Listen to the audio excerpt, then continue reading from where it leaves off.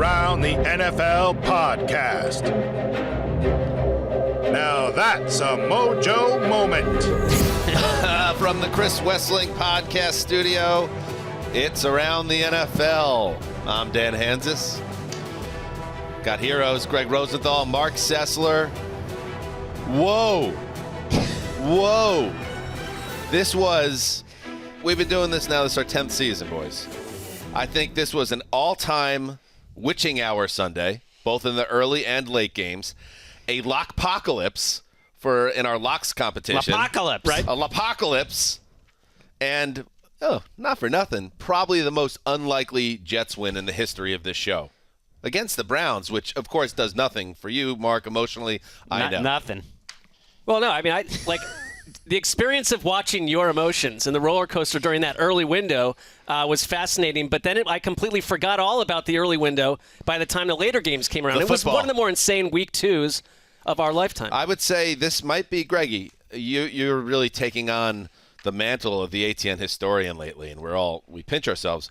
This has to be stacking up there as one of the craziest Sundays. In terms of improbable comebacks from positions that you just could not expect. Between the Cardinals and the Jets, and what's the third one I'm thinking of that was absolutely insane? The Falcons making it close, and then the Dolphins being the most crazy. In terms of most crazy comebacks in 1 week, how could we top this? Although we kind of saw last season more than any season, and we're seeing this now in this NFL, like 3-score leads are not what they used to be. I am just expecting at this point, and today I fell into the trap where, we talk about the lineup of what order we're going to talk about these games, and we were deep into the second window and saying, these games aren't very good. I'm not going to look at any game that way ever again because every one of these things are going down to the last 90 seconds, if not into overtime. Yes, the witching hour was strong in both windows, so let's get to it. We're going to start today's show by hammering you with 5 straight epic bangers with unbelievable endings before we get to, by the way, some killer quarterback injury news a little later in the show. Nick Shook coming up. So much fun to get to. Let's get going, starting with what went down, the horror in the desert, at least for the Raiders. Carr waiting for the shotgun snap. He's got the ball. Quick throw left side. Renfro with a catch. And he breaks one tackle. Then the ball comes out. It's loose. And it's picked up by the Cardinals in midfield. It's picked up by Byron Murphy at the 40, at the 30, at the 20, at the 10. Ball game! Byron Murphy picks up the ball at midfield, returns it for a touchdown, and the Cardinals win. No flags. What an unbelievable finish here in Vegas. Oh, I was hoping to hear Ron Wolfley. But he's probably passed out. I think at that point. In the press box. Yes. After unbelievable Byron Murphy Jr. That was KMVP, by the way. Byron Murphy Jr. recovers the Hunter Renfro fumble, takes it to the house as the Cardinals score the game's final 22 points in a stunning 29-23 win over the shell-shocked Raiders and their fans at the new black hole. That's NU with an umlaut.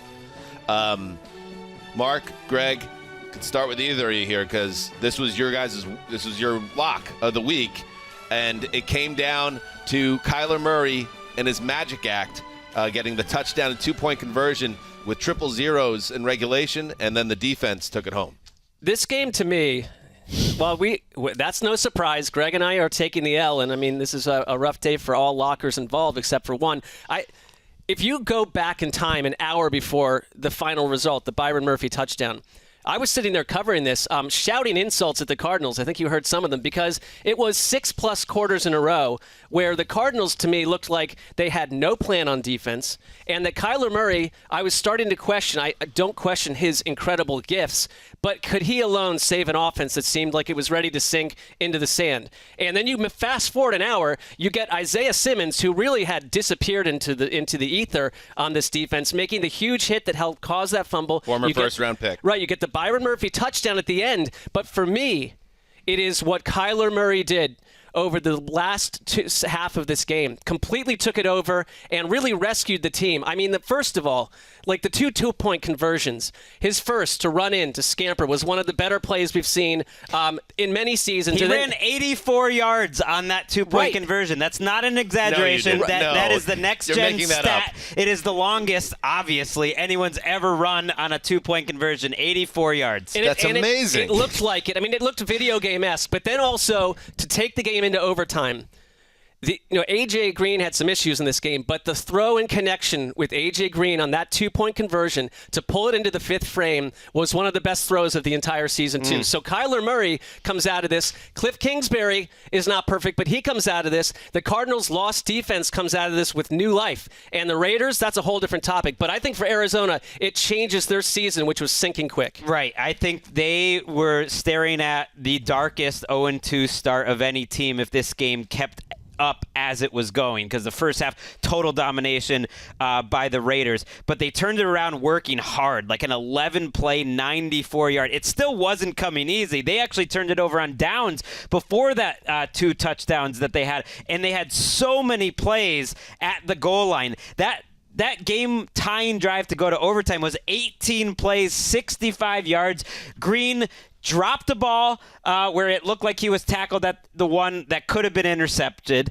Kyler Murray threw another pass where the Raiders dropped an interception. He threw another pass right off of a Raiders receiver's hip that popped up in the air and could have been intercepted. And there were just so many different plays like that. Marquise Brown had a ball jostled out during overtime. It's like so much of like this sport and what the Cardinals season could look like comes down to like Marco Wilson jumps on the fumble in overtime, but it squirts out and Murphy goes and gets it. But they deserved it by the end. Like they were the team that dominated really from the second half on. Their pass rush got after Derek Carr, and then Renfro ends up fumbling it twice in overtime. I thought, wow, that must be crazy. He must never fumble. He actually fumbled last week, and he fumbled 5 times last season, so it is a little bit of an issue for Hunter Renfro. Yeah, I think this was also an all-time Sunday for Cold Takes on Twitter, and I'll raise my hand with this game. I'm kind of keeping an eye on it because,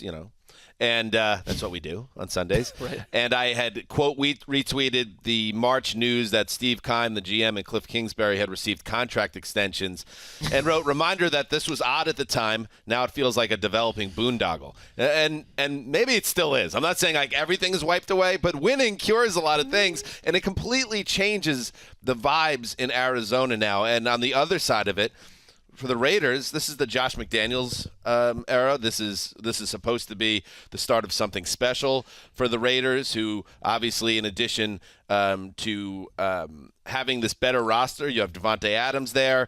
He goes 2 for 12 on 7 targets in this game, Mark. And their offense, when they needed to stop the bleeding down the stretch, it just was nowhere to be found. Absolutely lost. And, I mean, again, if you go back in time earlier into the game, I was thinking this was a very clean performance by Derek Carr after last week's 3-interception meltdown. He had spread the ball all over the place. They're not like a downfield striking offense under Josh McDaniels. Their passing game looks different, but it looked really productive. They were in total control, and I thought Patrick Graham has this Raiders defense playing at a different place than they were a season ago. Before that, they were getting to Derek Carr. Max Crosby was all over the place. I think they got totally worn out in this game. They looked so gassed down the stretch, and they just did not show up and make a play at all. I mean, partly because the offense didn't do anything in the second half. And look, if they have one decent drive, then they get it going.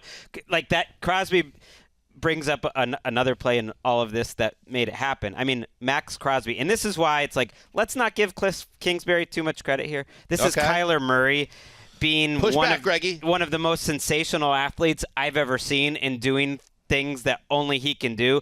The game was over if Max Crosby, one of the great pass rushers who's forced Kyler Murray to about the 25 or the 30-yard line on a play on the goal line and has him in his hands, has little Kyler Murray. I say that as a truly diminutive man. I mean, in real life, Kyler Murray's, a well-built man. He's a thick individual. You're small in stature, but in spirit, right. Greg. Yeah. Crosby has his arms around Kyler Murray. The game is over at that point. It's over, Johnny. It is 4th down. He gets out of it, and you know what? They don't win the game on that point, but he gets out of it, and there's a pass or a holding call on the Raiders defense that keeps the game going because Murray can escape, and that's what it was all about. That was a Murray killer. was the best player. I think, yes, and Byron Murphy Jr., you're the hero, but I think what Gregg is saying, what Marc's saying, I'll echo it.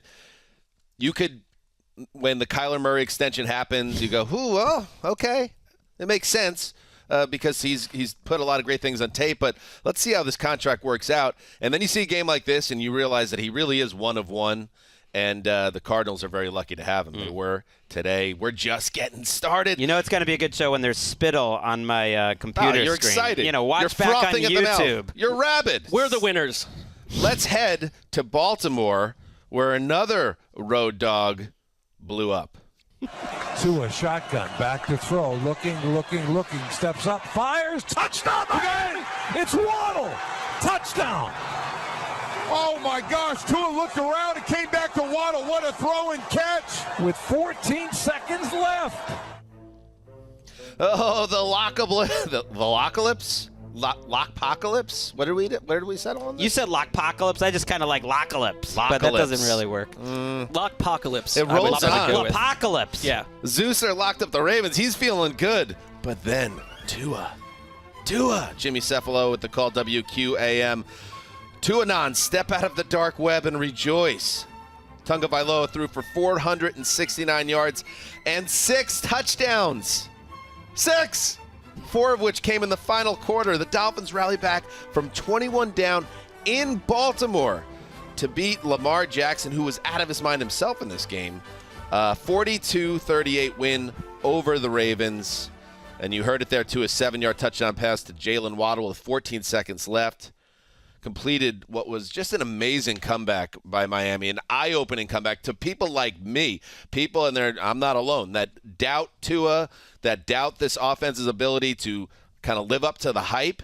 And then you see a game like this, and you say, okay, now I see it. Now I can see how it works. They were down 35-14 with less than 13 minutes to play, and they just never got stopped. And they made some big plays along the way in other phases of the game. But when you look back at this game, and we'll see if Tua can now build on this, Marc, and become a star, which is what the Dolphins thought he would be. But this was a potential star-making performance from a quarterback that's been very hot and cold in his career to this point. Yeah, I mean, I think with Tua, he's at the place in his career where you're on your, a second coach at this point, and you didn't draft Justin Herbert, which we know the owner was peeved about. And with Tua, you can look at him. Tom Brady was on a yacht. Right. You can look at Tua through certain metrics and say he's incredibly accurate. He does X, Y, and Z really well, but you don't see it on the field. And I've always been like, I just want to see that Tua moment, that game, that alters the way that he's looked at by the general public. To some, it happened today because it wasn't just it was the way they did it. He made a couple massive key throws in this, and I would say flip More side. than a couple. No, I mean, it was a clinic in the second half. Right, because it's not unlike the Kyler game where you and I are sitting next to each other. Right. We're kind of grumbling about the fact that holding hands. This Tua thing is probably not working to some degree. I mean, we're jumping to conclusions. I get that, but it's at halftime. Right. He looked like the Tua, the meh Tua that you've kind of gotten Got a couple used to. picks in the game. Threw 2 picks in the first half, made some throws as well, and kept them in the game. But at the same time, it was kind of like, okay, this is what we're expecting. And instead of it getting away when it looked like it was a blowout, it doesn't. And Lamar Jackson, Gregg, was incredible in this game. And that was, to me, going to be the story. That was how I was going to lead it on the show, that this guy is flying on his way to another MVP potentially because his passing has never been better. He has a 75-yard touchdown game run that you think salts this game away late in the third quarter. And yet the Ravens can't find a way to close it out, and that's concerning as well, Gregg. The defense really did. Maybe it's one of those days, Gregg. Every team can have it, even a good defense where just the walls fall in, but still not a great look. Well, they're a little thin at certain positions. I think their edge rusher, I think parts of their secondary. I know Marcus Peters and Humphrey played in this game, but they were hurt coming into it. But this is also just unprecedented. I mean, I think conditioning, you don't play in the preseason. Some crazy stuff happened at the end of these games, but that doesn't take any credit away. I mean, this game was so epic. This comeback was so epic. The only games you can compare it to are games like I remember where I was when I saw him. Here are the only 21-point comebacks since 2000. There's only been 5. Your Jets against the Dolphins. Miracle at the Meadowlands. Yeah. Yep. Okay. Another miracle Monday at the Night Meadowlands, rather, in 2010. That Deshaun Jackson led comeback. I G-Men. remember the Vince Young comeback from 21-0 down against the Giants in the fourth quarter of that game. That was one of my all-time favorites in 2006. There was the Peyton Manning game on Monday Night Football. Like, those are it. Like against the Bucs where he did it. The games that people talk about for the rest of Peyton Manning's career, like, this is that game for Was Tua. it more special that you were sitting next to Dan and Marc this time around for this version of this? That's true. I wasn't there for any of those. Like, you weren't there. This game was a fog. In fact, I was kind of annoyed because I wanted to draft this game first overall, and then I just thought value-wise, take Bucs-Saints, and I made a mistake. They're waiving. Just go with your heart. By the way, they're waiving the 5-year waiting period and putting me right into the Draft Hall of Fame for the games that I took this Sunday. Everyone it's going to be on the list of the top 10 games. Jalen Waddle and Tyreek Hill combined for 22 catches for 200, and now you're making me do math on the fly, 61 yards. They were targeted to combine 32 times and had 22 catches. I mean, I'm not saying this is how it's going to be every week, and it won't, but this is the proof of concept game for Mike McDaniel, and it was pretty amazing to watch. So, Dolphins fans, yes, I saw you in my mentions. Oh, yeah, you said you were going to eat humble pie if they lost. I'm gobbling it up.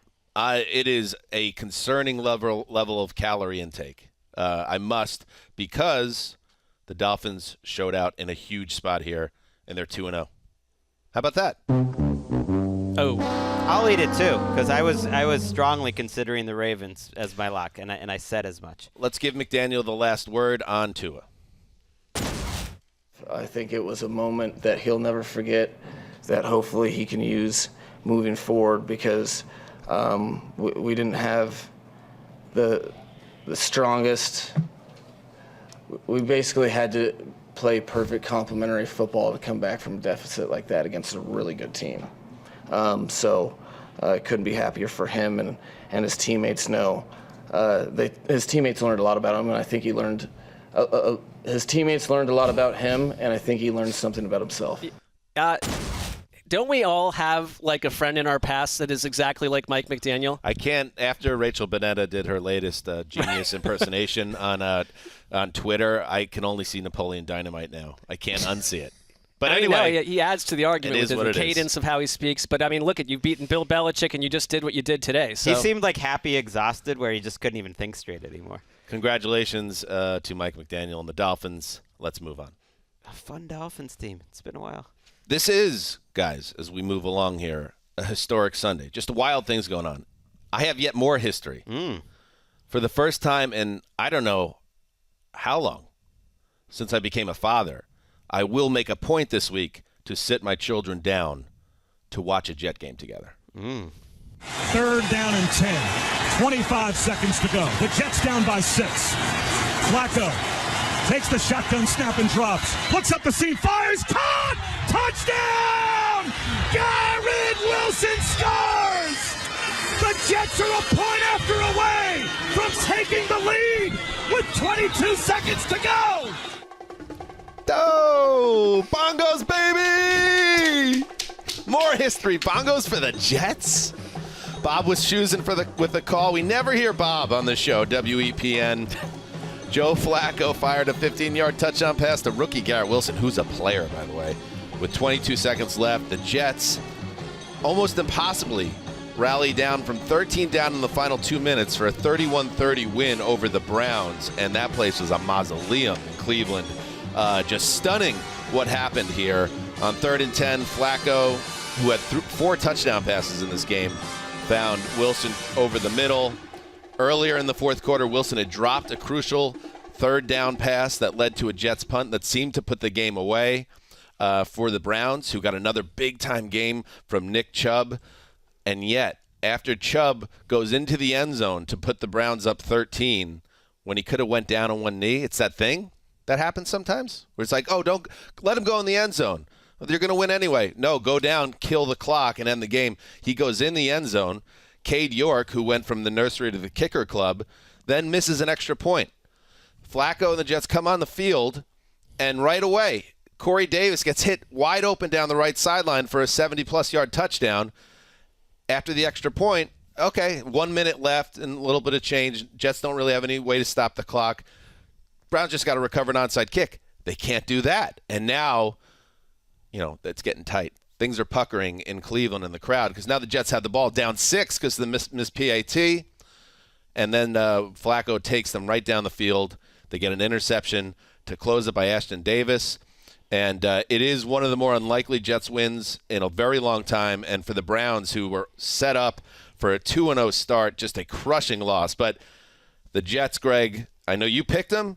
I think to win by 1 point. They won by 1 point, but I don't think it's how you predicted it. No. I thought it'd be like 13-12. It'd be ugly. You're telling me how Jacoby Brissett actually played pretty well in this game. He played great in this game. Like, your old thing, Joe Flacco's a fluco. Fluco no more.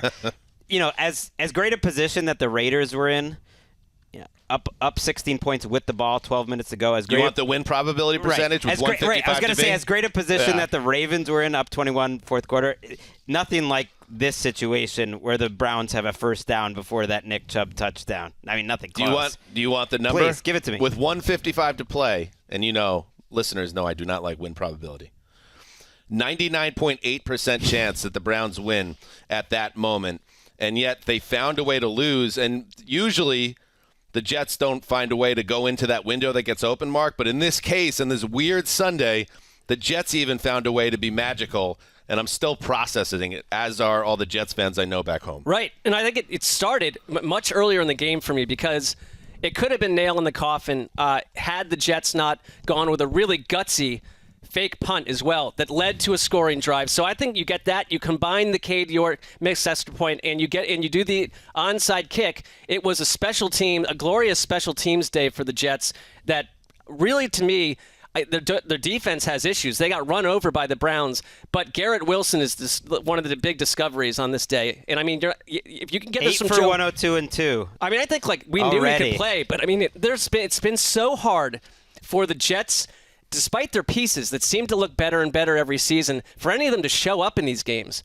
And this was the day that kind of finally that happened. And if you're Cleveland, it is a total team collapse because you can't – I typically thought when Cleveland loses these games, you're going to first look at Jacoby Brissett and say, well, that's the liability. That just was not the case today. He is a tough individual, first of all. He's not perfect, but he did all he could. They ran the ball the way that you would want to formula-wise to say you're going to win some games before – Deshaun Watson comes back. All of that happened, except the Jets pulled so many tricks and so many maneuvers out of their butt that things went differently. This is a game that ended up with 800 total yards between the two teams. The Browns did anything they wanted, basically, on offense in this game. Nick Chubb ran the Jets over, especially in the second half. Brissett really played well. Now, the interception that ended the game came with less than 10 seconds to go, but they had a shot to get into field goal range, and that was a legitimately bad throw. But the thing that jumps out, yes, the Jets had that early fake punt to set up their first score, but the rest of the game went exactly kind of how you thought it would go, to what we've seen from the Jets in recent years to where the Browns felt like they were, until there was 155 to play, and then something just happened, and it's one of those games that you'll remember on both sides. Jets fans will remember it, and for like the unlikely nature of it for a franchise that's been down forever. Browns fans will not forget this one. That will stick to the ribs. And just so, I know the Browns are a complex subject on this show and in general, but it's not just the Jets that have had tough times. The Browns have not been 2-0 since 1993 when Vinny Testaverde and Bernie Kosar were dueling banjos at quarterback. So this is a crushing loss. One thing is the Browns know how to author those. I got to say, the newsroom in our little area did not feel any different than previous Browns years. When the Browns had this game ripped away from them, I felt for you, Marc, and I felt like it had been ripped out of you. Gregg, I think I'm sitting next to Dan. I wasn't really even. I was doing other stuff during it. I know that you want this to be the way it is, but I don't. I was feel honestly for you. kind of happy for Dan because it's like I'm not emotionally tied to the result. The Jets snapped their. You want to talk about bad stats? The Jets snapped their 13-game losing streak in September. And if you don't think that this calls for the return of Keith Hanzus on the show, it does. You do not pay attention to this podcast. Let's hear from my dad, who, like the rest of us in Gangrene Nation, we're feeling no pain. His name is Keith. He's Dan's dad. No doubt about it, he's a big Jets fan. What is he gonna say about the game today? What is he gonna say about the game today? I've watched the Jets for over 50 years, and I have never seen them win a game like they did today. I've seen many losses, many wins in close games, but nothing that was this close. When I saw that field goal kicker miss the extra point for Cleveland and saw the look on his face, I got some excitement that this might be something special. I could not believe Flacco throwing the long touchdown and then getting the onside kick and then driving down the field. It was amazing. Jets. Jets, Jets, Jets, Jets. Do you hear, Dad? Do you hear, Keith, how happy he is? He saw the look in the eyes, down 13 with no timeouts. It was over, and he, again, I said it last week, and I said I want results, not receipts, and Dad and some other family members went to Giants Stadium or MetLife Stadium and got rained on in a blowout. And that's all we're asking for. Just give us – we don't need to win a Super Bowl. We don't even need to make the playoffs. But pepper in some of these games so it feels like you're a part of a real – you're following a real team. That was a really, really much-needed win for not just the fan base but for Robert Saleh with the criticism that had been building up around him, for Joe Flacco, and really everybody connected with the Jets. So big win for the Jets, big win for Keith. Love it. All right. It's beautiful to hear Keith. He was happy. A smile in his eyes. When's the last time my dad was happy on this show? We've known him for over a decade at this point, and like the Jets' pain is well chronicled. He's passed it on to you. You've, in theory, passed it on to your children, maybe. And I am very happy for your dad. He's a true fan. Thank you, Marc. Let's take a break. We'll be right back. All right, let's move on to the next game as we continue. Great win for the Jets. Let's continue on with another crazy ending. Maher is set. He has 2 50-yard field goals this year. Here comes his kick. It has the distance. It is good. The Cowboys win on a 50-yard field goal at the gun. Cooper Rush beats the Bengals. Cooper Rush beats the Bengals. What is going on in Cincinnati? The Dallas Cowboys get a desperately needed win in week 2, but it did feel that way. 2017 win for the Cowboys over the Bengals, who go from AFC champions, the doorstep of the Super Bowl, to an 0-2 start here. So, Marc, what was your vibe on this game? Because it seemed like Cincinnati was taking control and was going to get a much-needed win, and they just couldn't close it. Came too late. It was a real mess for Cincinnati out of the gate. I'm not saying the Bengals did this, but it would have been easy to look at a Cooper Rush-led Cowboys offense and overlook what you saw. And 2 takeaways for me, and I mean, we can all discuss this one, but the offensive line that was much ballyhooed and we basically assumed would just be so much better. It was this Bengals front office has fixed their final issue to protect their prize asset in Joe Burrow. 6 sacks today. He has taken 26 of them over the last 5 games, stretching into last playoff run. 13 this year, right? 13 this year, and it looks no different to me. He is on the run. I think he creates a few of them himself, but that's because he's just trying to make a play. But to me, it affects the run game. It certainly affects what's happening with their pass game. They still dial up some big plays, but the Dallas front, Micah Parsons especially, was so dominant in this game that it took a long time for Cincinnati, like last week in Pittsburgh, to get untracked and climb back in. Flip side, Cooper Rush, who looked like a mess against the Bucs, but had, in his past has had a couple moments for the Cowboys. I thought he played great for how little he's seen, what little practice time he's been with starters.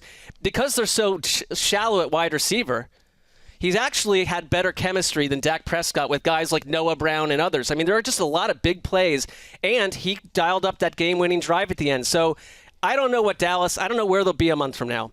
Who knows? But you've just beaten the defending AFC title team. And if you're the Bengals, you never would have imagined you'd be here at 0-2 with the same issues you had a year ago. I was going to say, we talked about, I know you said it a lot, Marc, on this podcast, like, why does it feel like entering the season Cincinnati wasn't getting a lot of respect? And then they've gone out the first 2 weeks and been like, yeah, you don't need to respect us, because it was a magical January into February, and then we show up and we positively gag away the Pittsburgh game in week 1, and then you let a Dallas team playing without Dak Prescott beat you in week 2, and it's just like, that is one of the worst 2-week starts of any team in the league right now. You can make the argument it's the worst.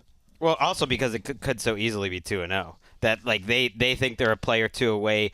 The offensive line struggled, and yet that wasn't the issue on the final drive. When the Bengals defense forced another punt by the Cowboys, it felt like this was going to be another great comeback. It was 17-3 in this game in the first half. It was 17-9 at one point in the fourth quarter. And then they get the 2-point conversion, they get the touchdown, they get the ball back, and then they don't do anything. Trayvon Diggs made a great tackle in space on Tyler Boyd. That was like a game-winning football play by Trayvon Diggs, who takes a lot of grief by kind of being a gambler, but he's played things a little safer. I think defenses are playing way back on the Bengals the last 2 weeks, definitely trying to take away the big play. And you look at the box score, they did not have a play over 20 yards. So not only are they taking all those sacks, and Micah Parsons right now is like on some Lawrence Taylor stuff. 5 quarterback hits in this game. The first 2 games of this season, he's built on the best rookie season we've seen in I don't know how long.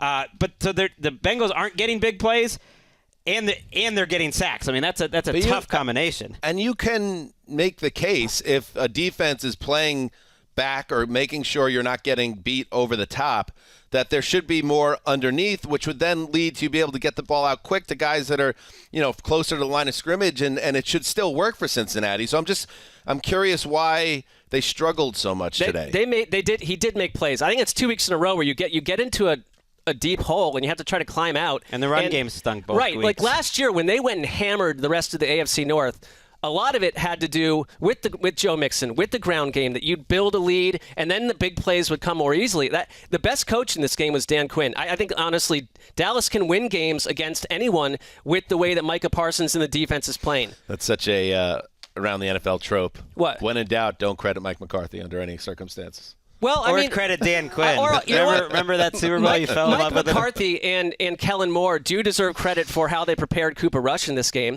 I see your overall point. But if you look at what if you go watch what Dan Quinn's defense, and to your point, how they went against Cincinnati, the scheme they came up with, and their stars played like stars. It's like their problem 2 seasons ago was the defense was a huge mess. Now it's their biggest strength under Dan Quinn. Every win it feels like a 2 wins with Rush. If they can just survive till absolutely that gets right, back, and you get the Giants next week, and we'll get to that as the week rolls on. But to peel yourself off of the turf after a brutal week 1 and get the W, the Cowboys have to be feeling good. You want another banger, another great ending?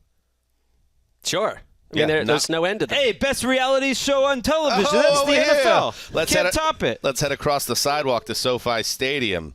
Mariota has a knee-high snap. Rams send 5. They hit Mariota. Throw goes up. It is intercepted at the goal line. Jalen Ramsey out to the 20 and out of bounds to the Rams bench. Calls game in week 2 for the Rams. Deep exhale for the Rams. The great J.B. Long with the call. Jalen Ramsey picked off Marcus Mariota in the final minute of regulation to stop the possibility of an epic collapse of the Rams, who hold on for a 31-27 win in their building, their first win of the year after their Week 1 loss on Thursday night against the Bills. And this was a game, gentlemen,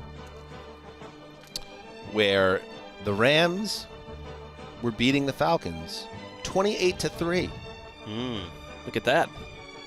And then a series of big plays, a major rally by the Falcons, got this thing tight, got it down from 28-3, 28-10. The Rams kick a field goal, get it up to 31-10, and then you just got to give Mariota and the offense and Arthur Smith credit for staying in the game. Then they get a huge block punt for a touchdown, and that's when it got really interesting. But in the end, the Rams got the stop from their big guy, Jalen Ramsey, which was especially nice because Ramsey, Gregg, did not have the best Week 1 against Stephon Diggs and the Bills. No, and I know he wasn't on Pitts this whole game, but when you look at the targets and the yards that Ramsey gave up, I think it was like 7 targets. He only gave about 13 yards. It matches up pretty well with Kyle Pitts, who basically got shut down in this game. 2 weeks in a row. If you can turn the Falcons into a one-dimensional passing game where it's just Drake London, you're going to have a better chance. And I just think of like, I'd have to go through it, but how many times does it feel like Ramsey ended games? Like, it feels like last year for the Rams, and since he's been on this team, that he is the guy very often. It's not the offense that makes the game-winning pass breakup or interception to do it. I mean, I don't know. This is the Rams come out of here with a win, but I leave concerned in general because they basically no-showed against the Bills in a very concerning manner. And on our preview show, I think there was debate over whether the Falcons were a real entity or not. And so if they aren't, if they are, they are. But if they aren't, the Rams completely, in their streaky nature, look at their first 5 drives. Touchdown, touchdown, interception, Matthew Stafford, touchdown, touchdown. They were answering every question about their opener. It was like, oh, the Rams are back, and we're going to forgive them week 1. Here's how they end it. Interception, field goal, blocked punt, fumble, and safety. I mean, they really melted. They ran out of gas. The safety is they purposely ran the ball out to run out the clock. It was an epic meltdown. I don't care about the safety, but it's... I just would say, I watched this game close, and yes, it was not great.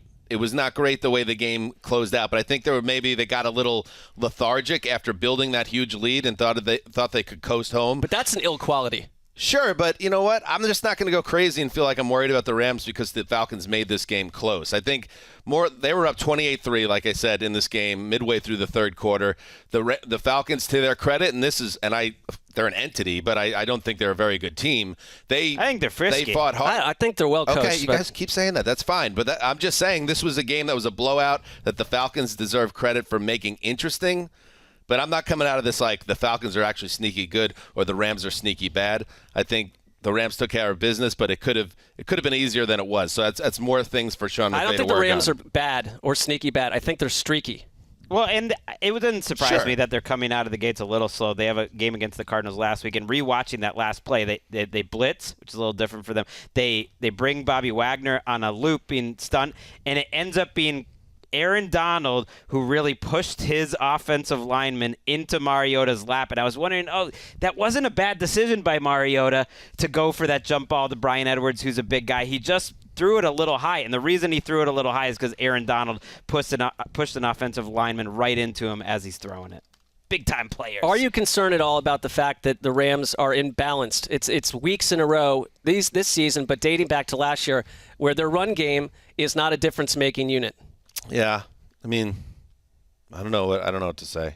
I'm not. Well, you seem hands off and any concern about the Rams. I'm really not concerned about it after watching this game. I think Sean McVay has not doubts, but he wants to run the ball well. That needs to be the foundation of a good Rams offense. They're not a great Rams offense yet, and that's something they're going to want to work on. They ran it 26 times, so that tells you there's an intention to do it for 2.5 yards per carry. And I'm not trying to come out of this segment. There was also a Brandon Powell carry for -26 on a busted play, so that's going to mess with that factors in. But I'm not trying to come out as some sort of alarmist compared to you being completely calm about it. I don't care.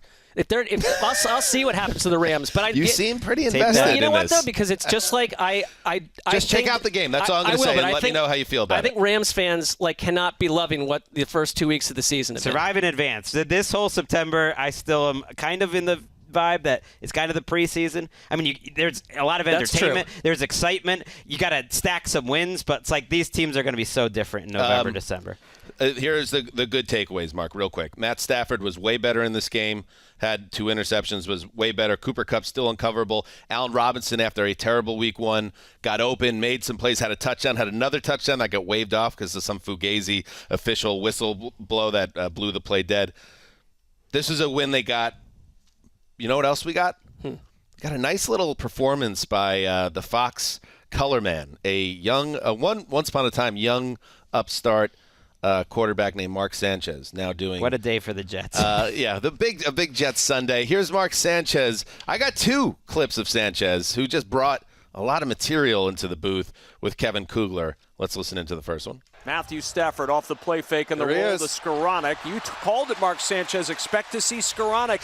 What do we say about his last name? Like Zyrtec, like Prilosec? Ask your doctor about Skoranek. Side effects may include catches in the flat, gains of 8 yards. How about that? No. No. Kugler, no. And then Sanchez reaches deeper into the bag and he says, now I'm going to bring in some little risque comedy into your living room on a Sunday. Blowing open this hole, getting the start at center.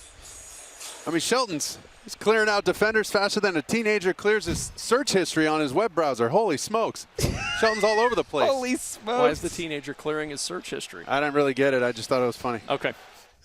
I think we could figure out why. What does that mean, by the way? I didn't really get it. I just thought, is somebody writing him this material? That Whoa, makes what if someone's writing him material? No, I don't think so. I think he's writing this himself. Right. And Why he's does it sort need of to be saying a it, teenager? Why does it, what I think adults, I think clearing your search history, that goes across age lines. Yeah, the teenager was a unfair victim there, but Sanchez is that all like of corny society friend doing of that. yours who's like corny and makes bad jokes, but you kind of love him for it. I feel like that's who Marc Sanchez is. I'm kind of into the Sanchez broadcasting experience. I like it I too. didn't think it was going to go well, to be perfectly honest, but anyway, fun. When is the last with time, you. Greg, that you cleared your search history? Maybe just because you want to keep your computer, optimally running. I couldn't get something to work well, so it was very recent. I would say this week. All right. It's all gone. It was all gone. Yeah, just furiously clearing that cache at all times. That's when I think about Greg and his laptop. All right, let's take a break. We'll be right back. All right, welcome back. So that was the 5 crazy games that we've seen so far on Sunday. Now let's move to the game that we thought was going to be the big game on Sunday, but wasn't quite, but still notable. Let's get into it, to the Superdome. Good snap to Brady. Brady looking. Throws the ball toward the right corner. It's caught! Touchdown, Tampa Bay! Buccaneers, Rashad Perriman. What a throw by Brady. And the Bucs lead for the first time of the game. It's Gene WFUS with the call, yes. Tom Brady started a fight today. It led to the ejections of Marcus Lattimore and Mike Evans. But then he threw that go-ahead touchdown pass to Rashad Perriman, and that's all that ultimately mattered because the Buccaneers get a 20-10 win over the Saints, a division rival, Greggy, who's had their number in recent years, had Brady's number since he came to Tampa Bay. And while it wasn't a dominating performance by Tom, in actuality, another tablet got tossed. He slammed that tablet. They got it done in a big win. That was very showy, I thought. A showy tablet throw. Oh, yeah. I don't think so. I mean, I understand he was upset, but it's like, we get it at this point. Like, how many quarterbacks have taken the tablet and whizzed it across the room, and you got to go replace the thing for? I find it notable because we remember the first tablet throw with the Saints. So for it to be now bookended is, he's big on the tablet throw against the Saints. He was furious, and the body language doctors were out like, it's like Tom Brady's unhappy. It's like giving off negative vibes. I think it's worked for him over the years. He's got a lot going on. Wait, somebody said that he might be quiet quitting? Right, which is it's a like thing right everyone now. just was like, he's so miserable. He's this and that. I'm like, this is how he's looked on a football field when things haven't gone well for 20+ years. But it also came fine. on the same day, Greg, that Ian Rappaport reported. Now it's now a permanent thing that he's just not going to be with the team on Wednesdays at all. Okay. There's a lot going. Greg, there's a lot going on in his life. Can you accept that? That is absolutely true, but I don't think it has anything to do with what happened on the field. What happened on the field today? He's on the opposite hash when he throws that game winner, what I would call the game winner, to Rashad Perriman, because at that point we just waiting someone make a play in this game. Sure. Receivers had a lot of chances. I think Tom Brady threw the ball quite well in this game. He's on the opposite hash, backing up, and throws it about 40-45 yards on the line that throws Perriman open at the last second. That is an elite arm strength throw from Tom Brady. 45. And it reminded me a little bit. The throw was different, but of the game winner to Kembrell Tompkins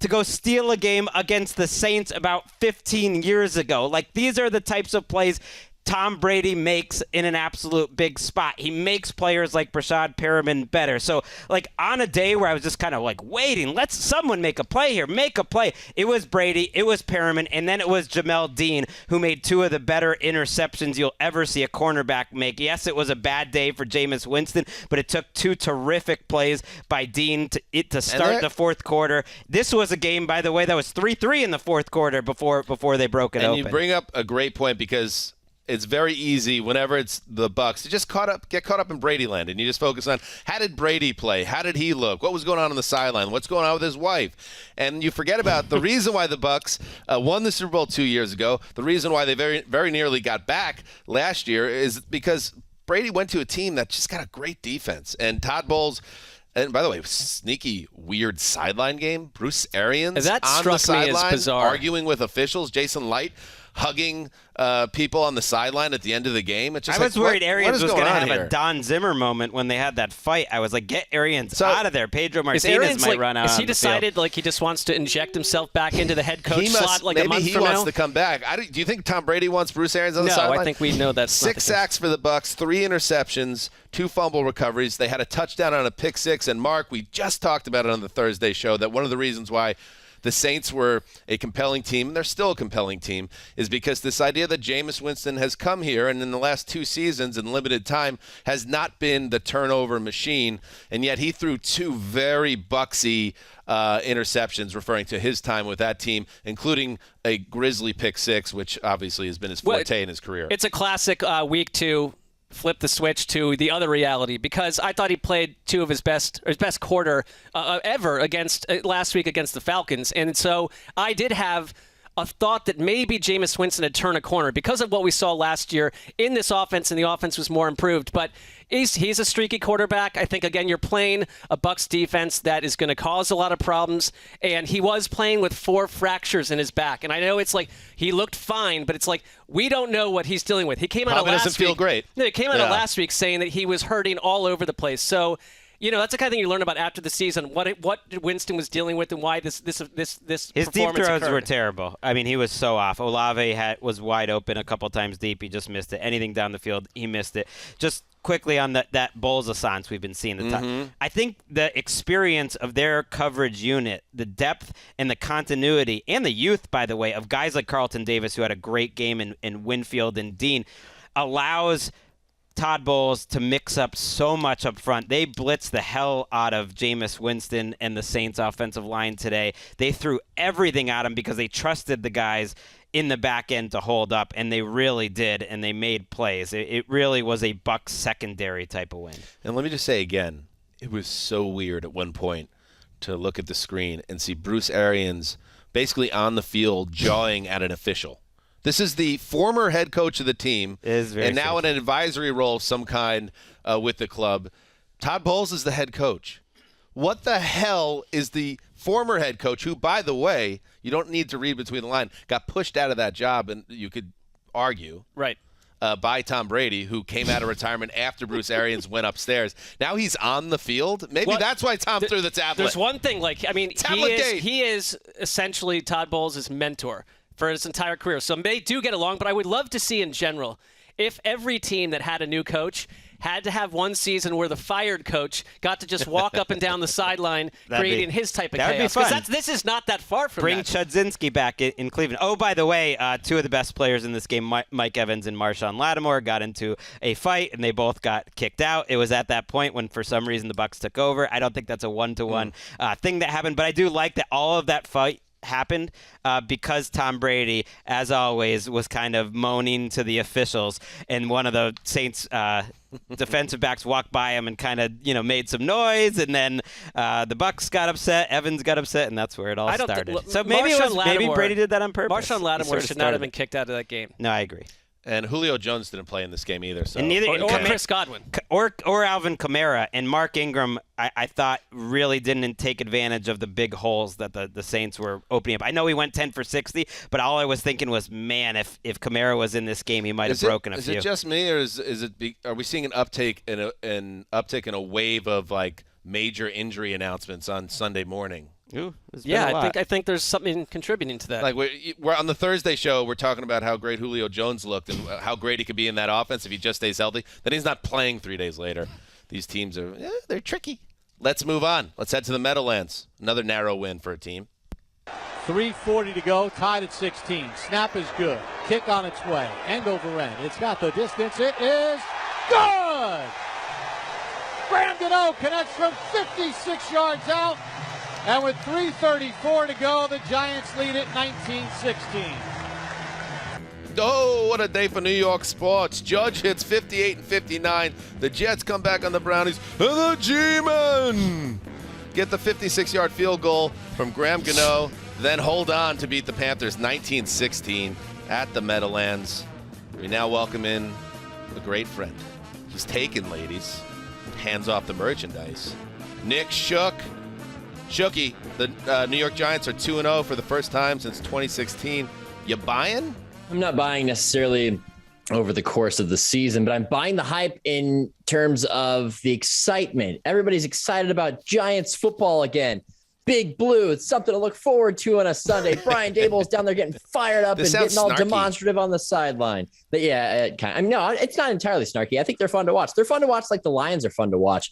A team that maybe turns the corner in the next couple of years with some more talent, but you like what they have in their head coach and you like how they've inspired their teams to turn around, because the Giants have been a disaster for the last few years with their head coaching changes, and it's just been depressing watching them. They've had an air of just sadness around them, and they are not that this year. They're fun, and they forced turnovers. They forced 2 today. They played toe-to-toe with the Panthers, and there was a lot of field goals, and they happened to have the kicker who made it from 50-plus to beat his old team, and that was essentially the difference. Graham Gano revenge game. and Gregg, yeah, exactly. Yeah, Gregg, you were saying as we went into the season that the Giants, when you make the case, there's some frisky pieces on this offense, the defense could be a disaster, and so far that hasn't been the case. No, it hasn't. I'd love to hear from you, Shook, what you thought of their game plan, because it seems to me that Don Wink Martindale is just kind of throwing the kitchen sink. Like it's like the undermanned college team that just tries to win with scheme. And I know they were short Leonard Williams at some point today, and that maybe that's working. At least it's working when you're playing Baker Mayfield. Yeah, lost Leonard Williams during this game. They didn't have Kayvon Thibodeau already. So, they get savvy with their scheme. At one point they send Julian Love off a blitz, and he kind of hides behind the line, sneaks in there, and gets a key sack. It was that type of game for them defensively. But really what they did is they took a page out of what the Browns did against the Panthers last week and what teams have been doing against Baker Mayfield for the majority of his career, which is bat passes down to the line of scrimmage, take away his windows and his viewing angles to see guys downfield, force him out of the pocket, force him to get frantic as he does when he can't see out of the pocket when it's starting to collapse around him, and speed him up, make him make mistakes. I thought the entire game was captured in one play. It was 3rd and 1 in the second half, might have even been the fourth quarter, where all Baker's got to do is complete a ball to the flat. He's got his guy at the sticks. They can move the chains, continue the drive. And because he's under pressure and has been dealing with it for the majority of the day, he rips a bullet to the absolute peak of his receiver's catch radius, but too high to catch it with a defender right there, and they're forced to punt it away. It was actually pretty late there, so in the game, I recall now. So you attack him, you force him to make mistakes and pressure him and get him uncomfortable and hope that pans out for them, and it did for the Giants today. I want to flip it over to Daniel Jones, because imperfect quarterback, we all get that, but I feel like 2 weeks in a row, I see moments, elements. I love the bootleg to end the game, essentially, where I think there's an element that Brian Daboll is a quarterback whisperer to some degree. I don't know what to degree with Daniel Jones, but it's a better product, and there's more healthy players around him, I guess, than in years past. But do you think that there's a chance that Daniel Jones can go put together his best season because of the coaching around him? I would say that there is a chance, but the ceiling for that is not as high as you might expect. Sure. Because some of the play calling with Daniel Jones is still, this is not Josh Allen, and maybe he's trying to work in a little bit of Josh Allen scheme offensively, where they run a read option and it just gets blown up in the backfield because he's not the same type of athlete. And he gets, Daboll and his staff get a little, Mike Kafka get a little over ambitious with what they have at quarterback. But I do see a better version of Daniel Jones, one that's not so contained within a traditional offense or the schemes of past quarterbacks, of past coaches, and instead allowing him to flourish a little bit. That touchdown drive that they had, he throws the touchdown pass to the tight end Bellinger, his first touchdown of his career.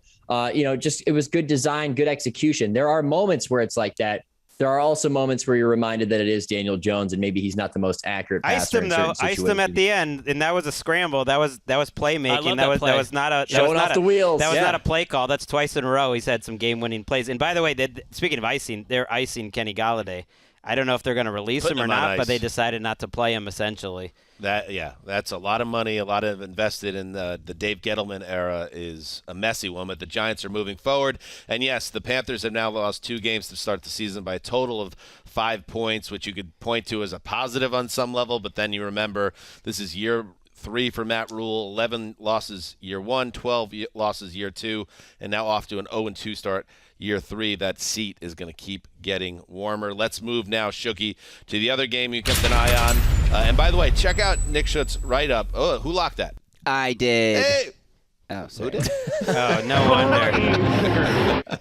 And Gregg called it a terrible lock, and it really even the standings because last week I was the only one to miss my lock, and There this you week go. here we It's go. funny We're how the back in it. competition works. It's a great story for you. Greg, you kind of were dunking on Graver, so he's right. He deserves a little pop there. Yeah, absolutely. I'm That's sure gonna if get he under had Greg's lost that skin. game, he would not have let us know the result, but it's fine. All right, so now, Shook, check out all Shook's write-ups. He does great work at NFL.com covering games. He's helping us out, as you know, every Sunday. Another game he was tracking, Mile High Stadium. Very weird vibes in Mile High. Let's get to it. Play fake for Russ. He looks. He floats one. He wants Saubert. Saubert is there. He makes the catch. Touchdown, Denver. Eric Saubert. His first catch of the season. Dave Logan with a call. KOA. Yeah, we've been trying to figure out how do the Broncos get their offense clicking in the red zone. And then we remembered, Eric Saubert. Throw it to Eric Saubert, who had the touchdown catch. And it was what the Broncos needed desperately, and Russell Wilson desperately needed for Nathaniel Hackett, perhaps most of all, the head coach of the Broncos. A 16-9 win. Shooky, before I bring you in on this, I do have in my hand, and please feel free to add to it, because I know you were tracking this well. I saw your tweets. I call it the Hackett file, and the Hackett file has all the bad stuff that's going on with the Broncos. So before we get to the good stuff, we can't not talk about what was going on in that building. The Hackett file for week 2, and of course we know what happened in week 1 on the end of the game against Seattle, and Hackett took the blame there, kind of. In this game, he had a 4th and 2 in the third quarter, sends the field goal team out late. Brandon McManus makes the field goal, but the play clock expired, flag, delay of game. They have to punt it away. Fourth quarter, 9:55 to play. This is the Hackett file if you're just tuning in. 9:55 to play. They force a punt, the Broncos defense, but no returners on the field for Denver. So they have to burn a second timeout in a close game to get a punt returner back. Then they burn their final timeout. Wow. To avoid a delay of game penalty on what?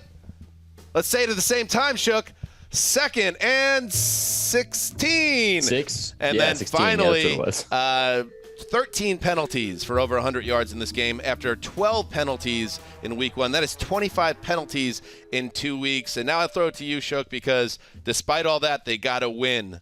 But my goodness. Yeah, Dan, you have a card. You're going to need many cards with the way this is trending this season. It's something that it's going to be kind of fun and intriguing to track because it's both hilarious and also fascinating because how low can a coach stoop in his first year in terms of performance? Because, I mean, we can, Marc can attest to this. Freddie Kitchens, loved the guy personally, but did not have a great single season as a head coach. Nathaniel Hackett is blowing him out of the water in terms of how bad you could be as a rookie head coach when it comes to decision-making during a game. It's not as if, they're just committing penalties or they're just struggling to get the play in, but he's struggling to make basic decisions when it comes to clock management, situational personnel being out there. It basically spans the entire spectrum of this. It's incredible to the point that Broncos fans felt it was necessary to start counting down the play clock for the Broncos offense every play. Loudly, Shook. It doesn't get worse than that. Loudly. It doesn't get worse than that.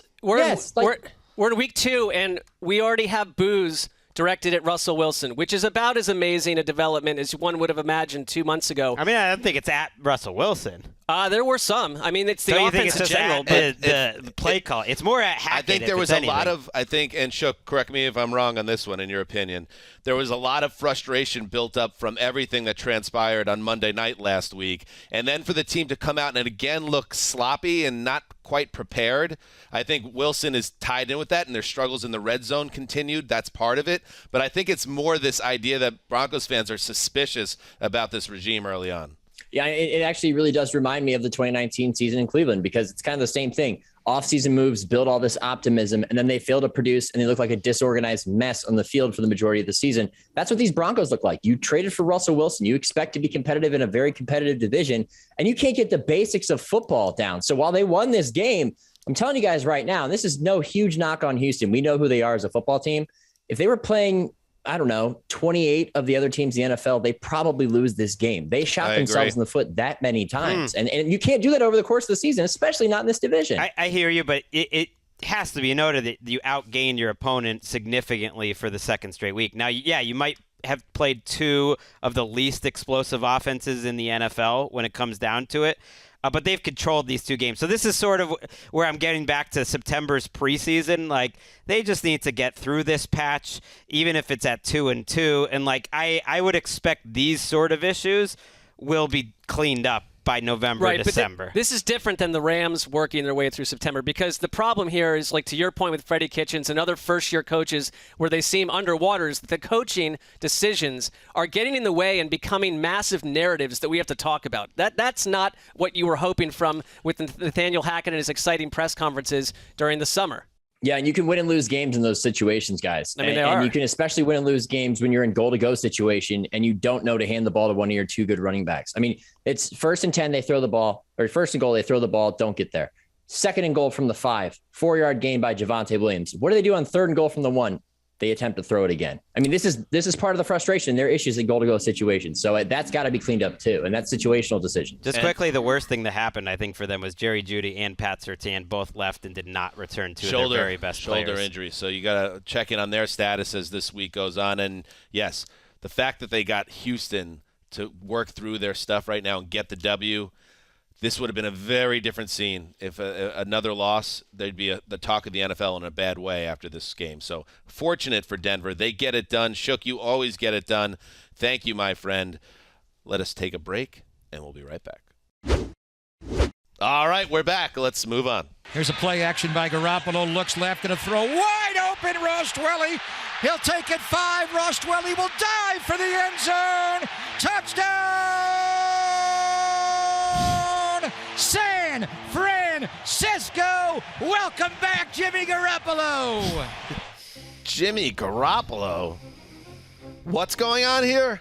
Greg Papa with the call, KNBR. Yes, it was Jimmy G to Ross Dwelly for 38 yards and the score in a 27-7 laugher over the Seahawks because Trey Lance is no more in 2022. Unbelievable. He suffers a lower leg injury. It's a broken right ankle on the second drive of the game.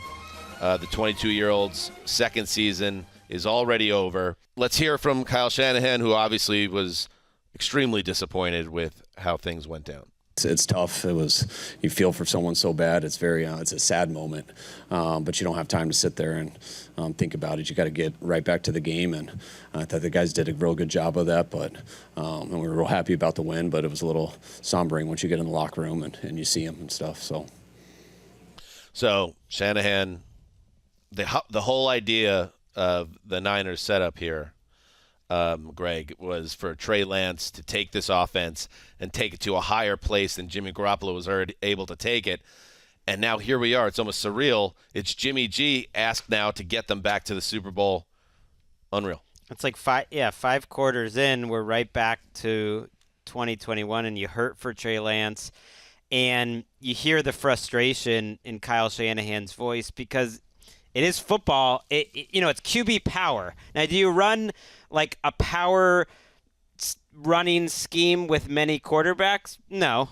And I think last week there were sometimes Trey Lance has me worried because he's running plays like Josh Allen and Cam Newton. I think the play that he got hurt on, as Shanahan just said, he could have handed it off to the running back who was going wide on that game. He decided not to. I don't know if it was the right read, really, because he didn't have much in front of him. But it's just bad luck. He takes a bad hit, and their team is going to change so much, and yet you don't get the feeling that their expectations should change. Like, they dramatically changed even within this game who they were, but they didn't dramatically change dominating every facet of this game. Before Lance left, they had run 15 plays. They had called 3 passes.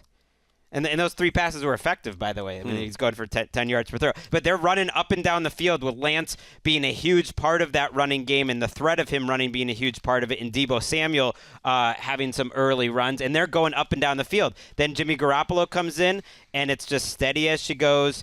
It's, calling about equal runs and passes, moving the ball like they wanted to and icing this game easily. So they're a totally different team, and yet they're still a Super Bowl contender, and I'm not sure like I can think of an exact an analog to that in recent NFL history where your quarterback changes, but it's like, okay, I think they're going to be about the same. Right. It's its own unique situation. How about Nick Foles?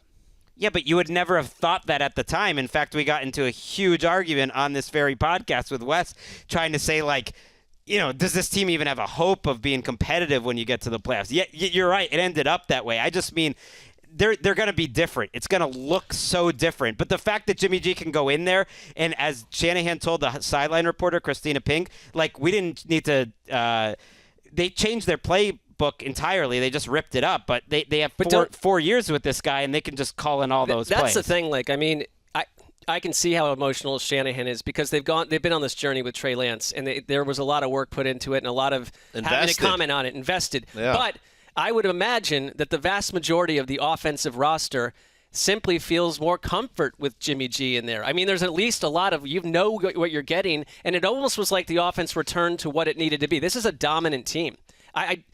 For the 49ers, beyond the traumatic nature of losing Trey Lance. I don't know about what it needed to be, because to me, they're off. I mean, he had 2 drives today. I don't think he played poorly last week either. It just, we'll never know. It'll be another year of not knowing. We won't know. And so I guess you're right. It's an unfilled space. But I mean, I just find it strange that we spent, I think I said on this show like 35 times that perhaps the way that Jimmy G winds up starting somewhere else is that a quarterback injury of high nature occurs on another team. In the end, quarters into the season, it happened to the Niners itself. Irony? Well, I mean, it wasn't what I was predicting. Is that irony that it ended up? I think a little bit in San Francisco, and it's that definition is great broad. fortune for the Niners. As bad as unfortunate today's events are, that their season's not over right now, because if they trade Jimmy G to Charlotte or Seattle or whatever, and they have some Sudfeld or whatever, the season's They wanted Nick over. Sudfeld. They gave him $2 million guaranteed. If he had a better camp, they might have gotten rid of Jimmy G. They didn't want him more than but Jimmy they G. didn't. They didn't. The season is over, and yet it is not over. They have a chance, but still a big bummer. All right, and on the game side of things, Greg, what did you see? I know it seems like the Geno Sans took on a little bit of water in week 2. Tough situation for Geno. The only 7 points they scored were on a return of a blocked field goal. Geno's numbers, though, not bad. 24 for 30, 197. They were overmatched in How many points by the offense in the last 6 quarters? 0 points. Okay, just all right. If you're a Seahawks fan, this was like your worst fears coming true in all. They seemed so overmatched in every matchup. Run defense, pass defense. Anytime they threw a ball up in a 1-on-1 situation, it was a penalty. It could have been like 40-0. It was that one-sided. When 49ers put Bosa, Armstead, Omenahu, and Drake Jackson on the field together, who are all pass rushers. It's like their NASCAR pass. It was like lights out. There was not literally one area of the game where the Seahawks looked competitive. All right, so you had your Monday night frolic with Geno last week, and there was 1 week, and he didn't play that bad. Hold on, Greg. Today. Just hold on a second. Do you see on any level, because I think Geno played well in that game, and I think he's a fair enough quarterback where you can win some games with him, but I mean, it's a patch. Do you not feel to some degree that there's a real ceiling with the whole offense with the way they're constructed? Right now, they're going to need to improve. I mean, I've never said anything other than he's sort of that mid-level quarterback that's going to rise and fall. Well, you've said some other things. A worst-case scenario. Right, because we're not getting mid-level play after the first half of week 1. That's all. I actually think if you watch, like PFF will grade him fine in this game. Not that means everything. The whole offense, at least. This was not. I'm worried because the defense also looks so overmatched the last couple. Maybe we don't have DJ Dallas looking totally frazzled on a fullback option pass into the end zone that gets picked off. All right, let us now move on to Ford Field. Goff's back. Washington brings the pressure. Goff throws. It is complete to Swift. Falls down, gets back up and runs. Inside the 10. Oh, my goodness, are you kidding me? To the house. Touchdown, Detroit Lions. From the seat of his pants to the end zone. Love it. Dan Miller with the call, WXYT. It took till week 13 for the Lions to win their first game in 2021. This year, they got out of the way early. DeAndre Swift found the end zone. Jared Goff threw 2 of his 4 touchdown passes to Amon-Ra St. Brown. Aiden Hutchinson, the number 2 overall pick, had 3 sacks, added up 36-27. Lions over the Commanders. Greggy, I could feel it. A little juice coming from Gregg World watching the Lions play today. Yeah, it's fun to have a fun Lions team. This was like gross way to explain that. Yeah, I don't know about juice in Gregg's world, but this was your history. This was like a coaching game on both sides. Like this was coaching dominance, I think, on both sides of the ball. The Lions defense got after and totally confused Wentz and the Commanders early. They didn't have a first down for their first 5 drives. Meanwhile, like their aggressiveness, Detroit's on offense, I was really taken by. There was a drive at 22-0 late in the first half where they threw it 3 straight times. Didn't work at all. It was under a minute left, but most coaches would have played it conservatively there. They're having Goff throw bombs, and I'm like, this is a different Dan Campbell. Then in the second half, it's 22-15. The Commanders are making a comeback, and you get the ball to Amon-Ra St. Brown on an end around. You get the ball to DeAndre Swift, who had a touchdown where he fell down and then gets back up. Like, Amon-Ra St. Brown had 174 yards in this game. Swift had 87 on only 7 touches. They have legit playmakers, and every time Wentz tried to make a comeback, the Lions immediately went down the field with a balls-to-the-wall offense and did not let Washington totally get back into it. They're scoring points in 2 weeks so far. Yeah, well, they've put up 35-plus points in 3 straight games for the first time since 1952, 1953. I mean, that's how long it's been for the Lions. I think they're creative.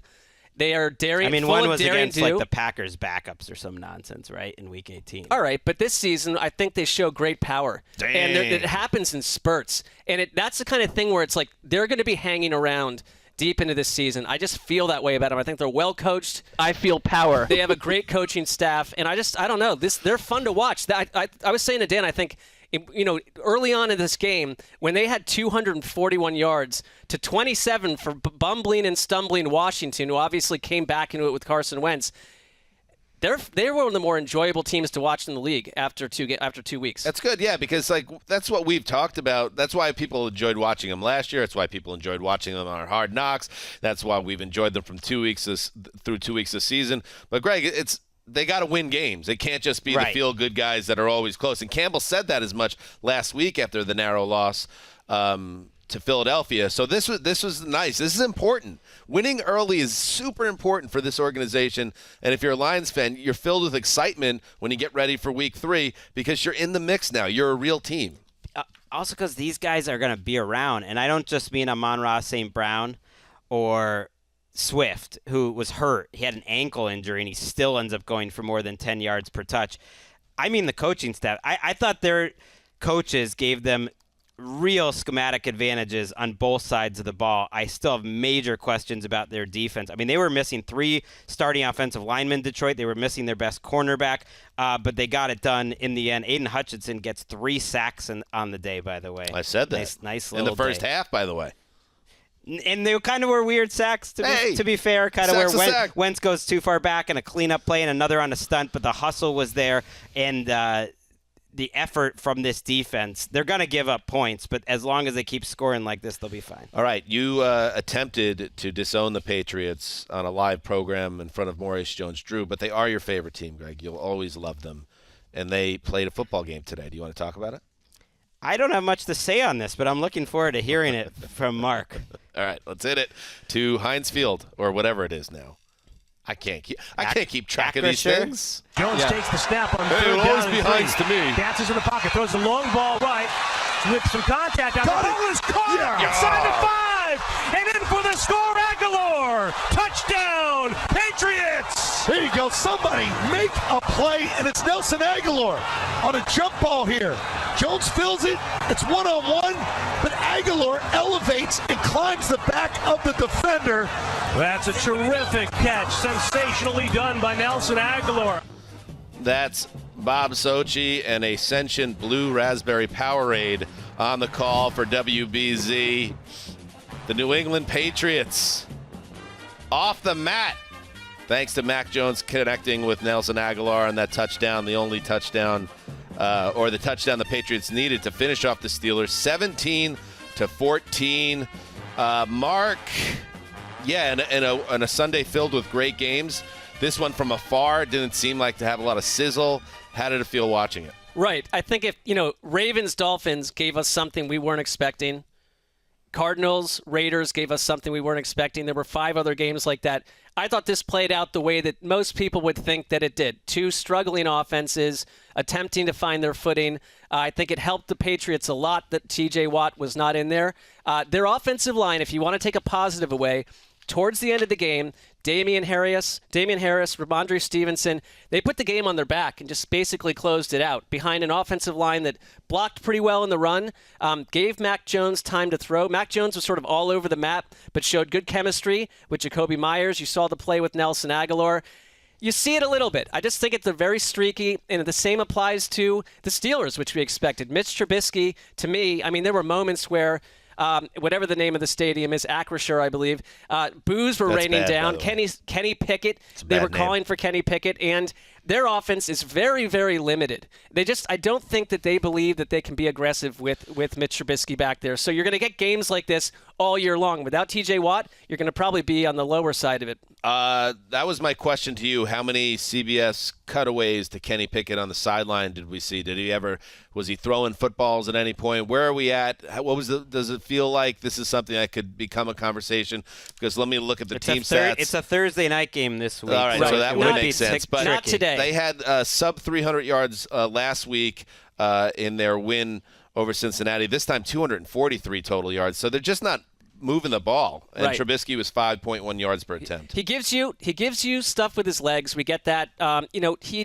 He isn't a complete disaster, but it's just extremely limited. You can't run a full offense with him, and I don't think they trust him to. But if his first read's taken away, he checks it down, right. or he just holds on. And there's tons to of it was like it's Pat Freiermuth or bust. Although Deontay Johnson, they do have a good connection. Deontay Johnson was awesome in this game, and he was good last week too. But good in a way where he's making mid-range catches versus deep down the field doing other stuff he could do. So I think with both of them, there's a long way to go when it comes to your attack and what you can expect each week.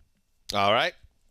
Are we good to move on, or do you have anything to add there? No, I'm ready to move on to the next affair. Let's head to Duval, where the Colts certainly were going to get off the schneid and shake that ugly narrative about their inability to beat the Jaguars. Obviously, let's listen in. Of course. 22 seconds to play in the third. Trevor under center. Play fake. Trevor's going to run to the right. He's going to toss into Christian Kirk for the touchdown! Touchdown pass from Trevor Lawrence to Christian Kirk. Frank Frangie, WOKV. Trevor Lawrence threw 2 touchdown passes to Christian Kirk. You heard one of them there. Matt Ryan, nowhere to go, nothing to do. And the Colts, missing some key players, are shut out. 24. Zip. That's 8 straight home wins for the Jaguars against the Colts, which seems impossible. Gravedigger, you had your eyes on this game for us. It was a very busy day, a lot going on, and when we're putting the show together, I just assumed, I knew the Jaguars won and it wasn't particularly close, but I figured it was like 24-10, 24-7, maybe 24-9. To see that the Colts didn't score a point on Sunday, that is a major red flag in Indianapolis, right? It certainly is. The Colts do not look like a good football team right now. This was not a case of Jacksonville forcing. They did force a bunch of turnovers, but it wasn't like the Colts are moving the ball all game long and then some fluke play happens and Jacksonville takes over. It was the Colts had 3 straight 3-and-outs after their first drive, which was a productive drive, and then Matt Ryan makes a terrible decision to throw a deep crosser, didn't see the safety lurking, who came up and picked him off. And then they had 3 straight 3-and-outs, followed by a 5-and-out to end the first half. Matt Ryan sacked 3 times in the first half. This game was pretty much over at halftime, and Jacksonville came out to start the second half and scored another touchdown to make it 24-0. From there, they kind of went into a bit of a shell just to try to bleed the clock out. And on defense, they let the Colts kind of start driving, backing up, not allowing anything over the top. Colts go down and have, in the fourth quarter, 2 chances from 4th and goal, 2 separate drives, fail to convert on both of them. At that point, the game's pretty much over. Matt Ryan in desperation mode throws 2 more horrible interceptions. One of them he was hit on and was tipped. But that Jacksonville defensive line was harassing Matt Ryan all day. A lot of it was Matt Ryan standing there waiting for his receivers to get open. And you do have to wonder how different it would be if Michael Pittman had played. But I don't think Michael Pittman is a 24-point difference here. So no, they're so limited at wide receiver with Michael Pittman. They also were missing Alec Pierce. So their 2 starting wide receivers are out of this game, but it's not a good sign when that means Ashton Doolin is your number 1 and that you can't possibly recover from missing a couple of receivers. It's been a tough couple of weeks for Ryan. Ryan was worse upon reflection and rewatching in that Texans game too. Can I ask you a question? Because we've been waiting for the Trevor Lawrence game. And I didn't watch this one closely, but 25 for 30 for 2 touchdowns, 235 yards. That doesn't include the mistakes we've seen and the misfires in most of his starts. Did it look like a different situation? It did. Lawrence was really decisive. He was getting the ball out quick. The Colts were running a lot of zone, and Lawrence was just taking what they were giving him underneath. The Jaguars only had 3 plays over 20 yards in this game. One of them was on a 1st and 20. Lawrence rolled out and hit Christian Kirk on a really nice pass. He had a couple of plays rolling to his left, delivering a really nice across-the-body throw. But mostly it was just kind of this dink and dunk, take what the defense give you, pick up yards after catch. And it's crazy because the Jaguars averaged 4.9 yards per play. The Colts averaged 4.5 yards per play. I mean, it wasn't like they were just hitting explosives all over the Colts defense, but the Jags ran 67 plays to 48 for the Colts. And where Lawrence was really impressive was on 3rd down in the first half. He was 14 for 17 in the first half. On 3rd down, he was 6 of 7 for 47 yards and converted 5 of 8 third downs the Jaguars did in the first half. That also means they were 0 for 8 on 3rd down in the second half. Yeah, in the second half, they did a lot of run, pass, bleed out the clock kind of stuff, or like short pass, punt. But it was impressive. This game will be a major test for the people inside our company that handle the condensed game. It's called, I think, Game in 40. Yeah. This needs to come in at 31, 32 tops. I could not agree more with you. It cannot come in at 40. It's an acid test. It's crazy, too, because this was so one-sided in Week 18, Greg, too. it cannot come anything higher. Here's the thing. There were some erratic editing on those Game in 40s last week. They were making a meal out of Bears 49ers. Well, it's week 1. It's their preseason too, Greg. But what I was going to say is mostly the length of that is not up to the editors. It's just kind of how many plays there are in that game. It's not like you can get rid of the plays. Especially in this game, the way Graver is explaining it. There are games with way less plays than others. The Jaguars aren't trying to score basically in the second half, and the Colts can't score. We should be able to knock out that second half in 7-8 minutes, I would imagine. Let's try. For the sake of our imagination and our interest in the sport. Like any play that is, not notable for a loss or is less than a 2-yard gain, just wipe it. No one's going to miss it. No one's going to be like, where is that 1-yard Jonathan Taylor run? There was a lot of those. In the Jonathan third quarter. Taylor finished the first half with 5 carries for 4 yards. They really bottled him up. That's great. I mean, that's great job, Indy. The second half didn't even matter. It was I don't think they're that the first talented. Half. When you take away Shaq Leonard and Michael Pittman, of course you're missed less it too, talented. yep. But I don't think they're as talented. And that signing that we all kind of made fun of.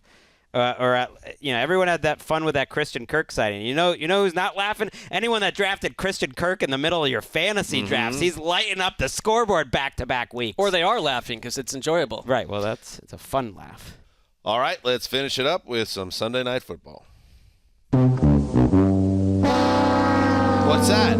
Sorry, I forgot to play that while we were doing Colts-Jags. The Wessling Bros locked up the Colts. That did not go well. You get 2 losses for that. Ooh. Yeah, I think. Is it worse to lock a team that is non-competitive and gets shut out by the Jaguars, or to lock up a team that blows a huge lead? They both are not great feelings, but I'm sure the Cincinnati Zoo, they've closed the gates and they're huddled up trying to figure this thing out. You'd have to say that what they did suggests that they came in with a lot of analysis, a lot of viewpoints about how the game would go, and it went horribly wrong. In our cases, all 3 of us, we lost on heartbreakers if a few things went differently, we'd be shining bright. No, I think if your lock gets shut out against the team that's had the number 1 overall draft pick in back-to-back years, you get two losses. I was going to say you're out for the year. I could see you were going there. But I love these guys. I think they're a great part of the show, so I don't want to lose It's a them. breakdown in the system. Is that the first shutout? Man. Is that the first shutout of the season? Yeah. Certainly, maybe the first. It might be the first shutout of a team that was locked for a victory. Yeah, I can't recall. History made in Ohio. Let's hit Sunday Night Football. Sunday night. Killed him. Takes it straight ahead, driving for the end zone. We're just bitter. Back, and he is short. No touchdown, and there is your dagger. The Packers defense has stood at the 1-yard line. Great call. Wayne Larrivee, WRNW. Just when it looked like the Chicago Bears might go and make a game of their matchup with the Packers at Lambeau Field, Green Bay got the stop, added a field goal, salted it away. Final score 27-10. Packers over Bears. Green Bay gets their first win of the season. The Bears fall to 1-1. Marc, it's a little annoying that after such an amazing Sunday games, you get the now standard Packers-Bears game, and it's just like it's another one of them. It's another one of these games. That sad horn again? Look at Marc asking for sound drops. You know who got banged here? Who's that? Well, the viewer. Yeah. Because like you said, this was a Titanic week 2, and this feels to me, just from general memory, like a rite of passage early in the season that most of us as fans must be essentially dragged through. Right. A portal to nowhere, because yes, it's not on any level surprising that the Packers got right here, or that the Bears struggled once again having to play a primetime game early in the year in Green Bay.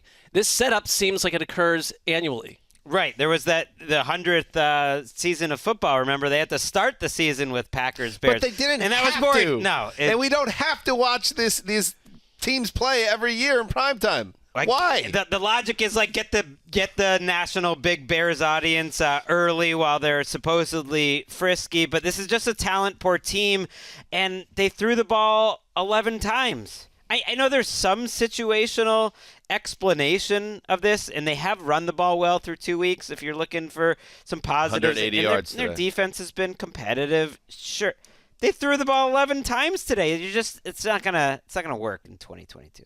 Come on.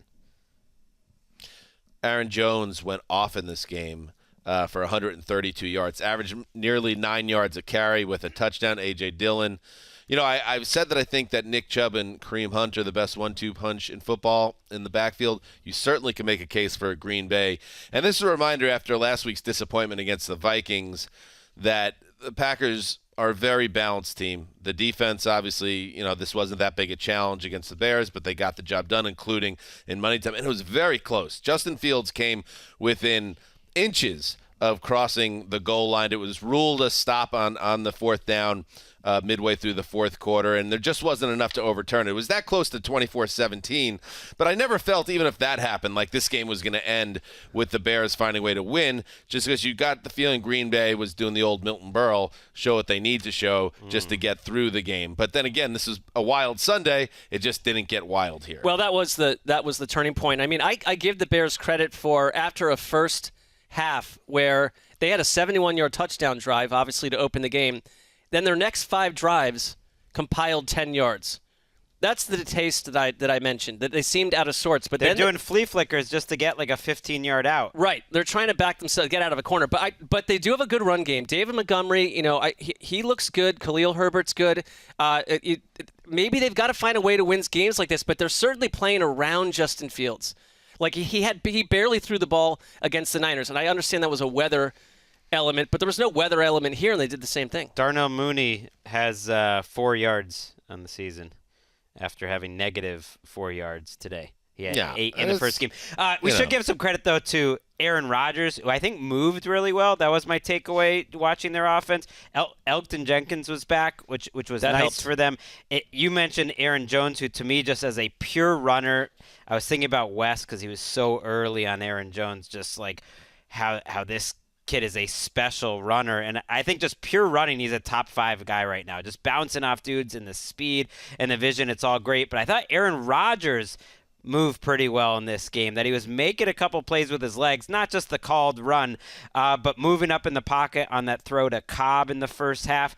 It just felt like he's moving well, and that's encouraging because I think you kind of need that as you get through the season, moving in the pocket. It's interesting, too, because A.J. Dillon out-touched Aaron Jones in this game, in the running game, and the same thing happened in Week 1. Week 1 was a little different. But Jones still goes 15 for 132. Right. So it's 3 more for just 38. like, wow. If you can, and Aaron Jones has had issues at times staying healthy, so this is perfect. This is the way they should handle this, even if it will frustrate some fantasy owners, because Dillon is special too. So, on the Bears side of it, I know Bears fans are puffing out their chests after the Niners win last week, and then we try to diffuse it and talked about the weather and how that really could not be overlooked.